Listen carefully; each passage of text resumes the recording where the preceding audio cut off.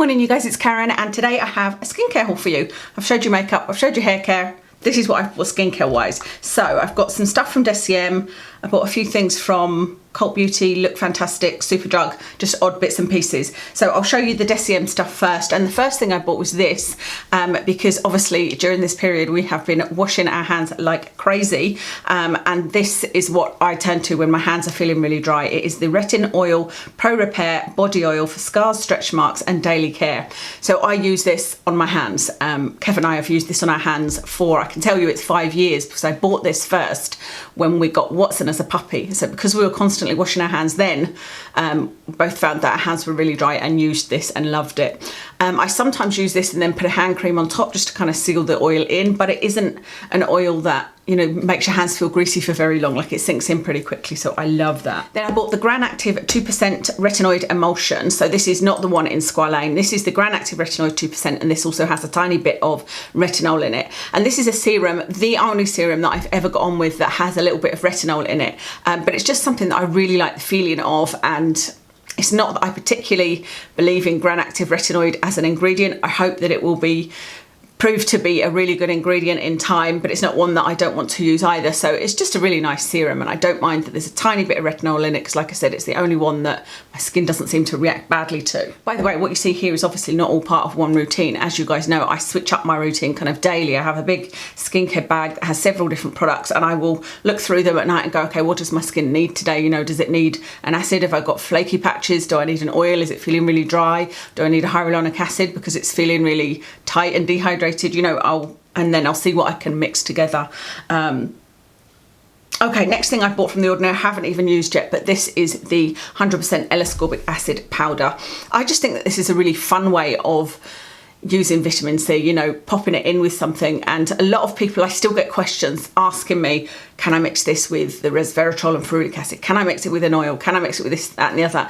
There's lots of things you can mix this with. Mixing it with an oily type product will mean that it's not 100% clear that it will actually get to where it needs to go, but that's probably how it feels the nicest.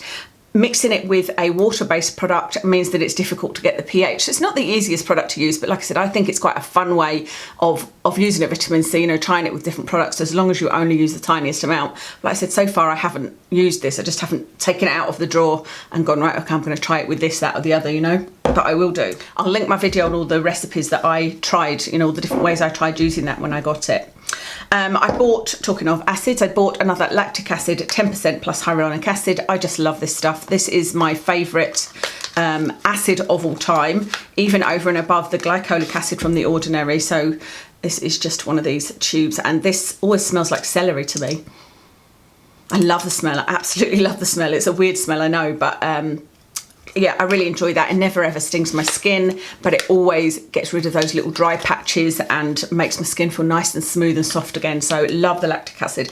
That's a pretty consistent part of my routine, I would say. There's not many things that are, but this is one of the consistent things. Then you'll see in this skincare haul, I bought lots of oils because I went through a period when my skin was uber dry. So if you see me kind of doing something funny with my tongue, I've got retainers top and bottom. Remember, I had my teeth straightened. I used to have wonky teeth on YouTube, and I had my teeth straightened, and because of that I've got retainers, and one of the wires has come off and or almost come off, and it's loose. It sort of hangs down. I have to keep pushing it out with my tongue. But our dentists aren't even open they're open for emergencies, and I looked at the list and it's got emergency, urgent and routine, and this apparently is considered routine. Next I bought a couple of oils from the Ordinary, but I also bought some other oils here, you'll see. And there was a period of time during lockdown when my skin was just uber dry, and I was like, okay, I know what I need to do. I need to turn to some oils that I love. One I don't have here, and I thought I bought at the same time as the Borage oil. Maybe I bought it beforehand, because I'm pretty sure I've used that up. So there's just certain oils that I'm like, I know I love. The Borage oil is one. This is the bee oil from the Ordinary, and this is the Seabuckthorn oil from the Ordinary. And I love these three oils equally. The Borage oil is, I'd probably say the Borage oil would be my number one, because it always does refresh my skin. You know, I use it and I stop getting that sort of really dry feeling.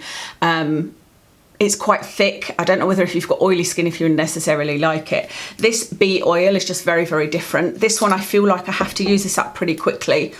Otherwise it is a funny sort of green colour, but it does get an odd smell. So I don't think this has got a great shelf life. So I'm nearly done on this one, actually, this bee oil. And I do like this for something different. You know, I'll buy that one now and again.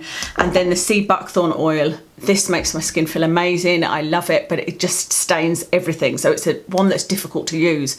Even if you put a little drop into, say, moisturiser, you can see you look orange, you know. It's really, really orange. So I have to be really careful with this one. So I tend to not use this as much just because of that. But for the feeling, this one is probably my favourite. And I have used, I'm down to about there already. Let me show you my random item, because this was just from Boots. I had, you may remember if you watched me on Instagram, I think I talked about it. I got this really weird, or I talked to you guys about, I had a real weird allergy thing going on my kind of chest and neck. And then, there was a few products, I was like, it was maybe that, it was maybe environmental, because it did start to get kind of allergy season. But I also had this one patch about here that just felt like dragon skin. Like if I, you know, you couldn't necessarily see it, but I remember saying to Kev, like, feel it, and he was like, oh my God, like it's really, really scaly.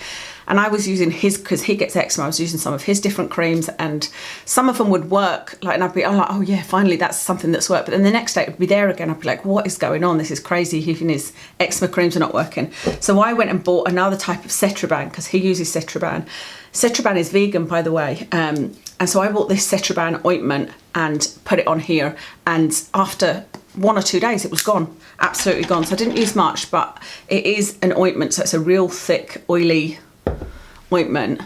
But I am going to keep this for sure. And if my skin feels dry, this is the first thing I'm going to do. I was thinking yesterday, maybe I should just use this on my neck, because my neck, there's this little bit here that looks really aged and crinkly not long after I've put my moisturiser on, and I thought maybe it just needs more, you know, so maybe I'll try this. But I would highly recommend this if you've got any kind of allergies, any kind of dry skin conditions, or anybody in your family, try this Cetraben ointment. Really, really good.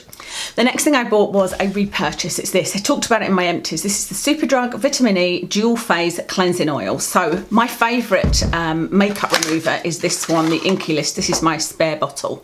So you can see this is a dual phase oil and water. You shake it up, remove your makeup. I love this one. This is actually Seabuckthorn in here. But this one is £9.99, and this is something I use a lot of, and I use it daily. I use it to take off my eye makeup remover, my whole face makeup, and then I go in with my micellar water if I'm not washing it off in the shower, which is rarely. But this is just a less expensive version, basically. This one is £3.99, this one is £9.99. If money was no object, I would buy this and use this all the time. This one has, like I said, got sea buckthorn oil, and it's not as strongly fragranced. This one has got a bit of fragrance. I don't mind that too much, because it's not something that I'm leaving on my skin, you know. I'm taking my makeup off, and then I will go in with micellar water and maybe even an acetone or something like that and take all the residue off. This one, I think this is mineral oil that you can see at the top here, but again, that doesn't bother me. It doesn't seem to, you know, you can see it's done nothing to my skin, doesn't clog up my skin or anything like that. And I love that. So I use that most days. And then occasionally I'll use this, or I might, this can sound really silly, but I might take this on holiday. When I go on holiday, I like to take all of my kind of favourite products, if you like. I bought a couple of oils from the Inkey List. Just out of interest, I bought the Rosehip oil. They're only dinky little bottles. Are these 30ml? They don't even look like they are 30ml. They must be though. Yeah, they are 30ml. I don't love the bottle, I have to say. It's pretty cheap looking, isn't it?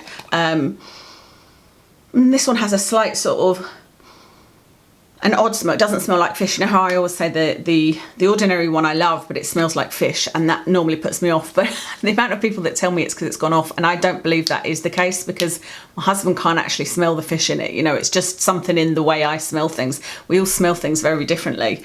Anyway, this one is nice. I've used it a couple of times. I haven't used it much, but I'm now going to start using this because I'm nearly done on that bee oil. Like I said, I've got a little bit of sea buckthorn in there that I use when it's time to change the sheets. Is generally how I go, right, I'm going to use sea buckthorn tonight because I'm changing the sheets tomorrow, because it gets all over my pillow.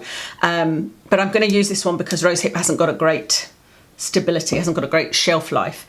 And then I bought Squalane, and actually the last product I'm going to show you is also Squalane, and I want to talk about these two together. So the reason I bought these is because do you remember I bought the bakuchiol serum from BYBI, and that is, I think it's a 1% bakuchiol in Squalane, 100% Squalane or 99% Squalane. I had years ago tried the Squalane from the Ordinary and decided I just didn't like Squalane. It was that sort of dry oil.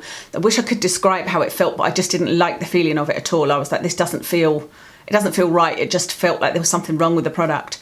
But then finding that in the BI product, I thought, well, maybe it's just the Ordinary one I don't like. I don't really understand.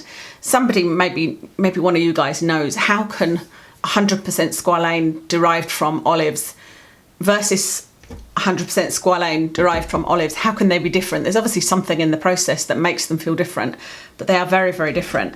And so I wanted to see out of interest what these two were like. And I thought I was buying a kind of drugstore price one or an affordable one and an expensive one. Turns out that's not the case. Actually, this Squalane from the Inkey List feels lovely. So it is definitely just the one from the Ordinary that I don't like.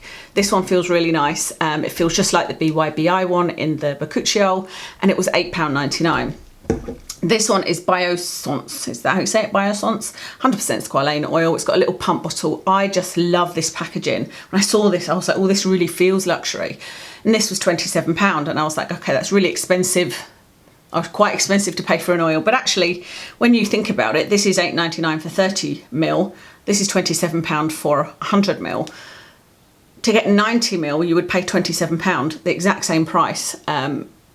And you get 100ml in this. Actually, this one is cheaper. It's just you have to pay more in the beginning, which isn't too bad actually, because this is a stable oil. Squalane is a stable oil, so it's not one that you need to, quickly use up. Like I said, I'm going to use up the Rosehip one because otherwise that will go rancid.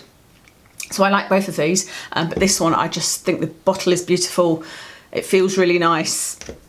No real difference to this one at all. So I would definitely repurchase this one so far, but I haven't used too much of it, but I will do. I've really been into my oils lately, as you can see, but I just feel like I'm really getting the benefit on my skin. And, as with anything, I use too much. You guys would probably be horrified and tell me, you should only be using this amount, but I like using a lot of product. It does mean I need to wash my hair a lot more because you can see my hair gets onto my face when there's oil on it.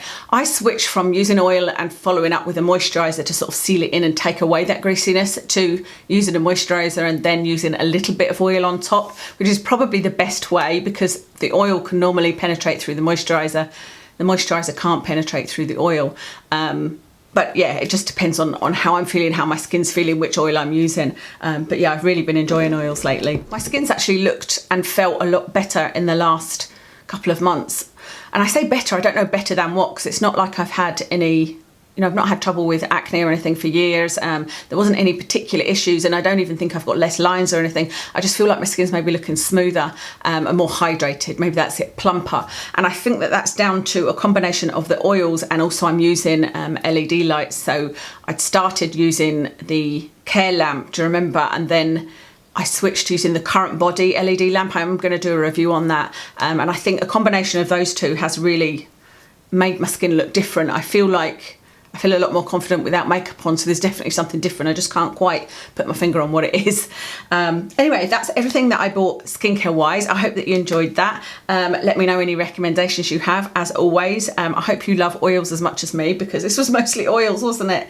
Yeah, apart from just that vitamin C powder. So yeah, let me tell you what I've got on my face makeup wise. I have got on the Hourglass foundation stick. On my eyes is the Anastasia Norvina palette. On my cheeks is the Hourglass Ambient Lighting Blush in Radiant Magenta. On my lips this is Midnight Snack by Colourpop liquid lipstick, and then on top I put the Urban Decay Vice lipstick in Gubby. Remember I showed you it in a recent haul, and I thought that was quite a nice combination. Can't remember where these earrings are from or top. I'm sure somebody will ask what colour my nails are, because this is really nice, isn't it? But it's a Nao Nails one. I can't remember the colour, but I'll put it in the description for you. So that's everything for today. Thank you so much for watching, and I'll speak to you again soon.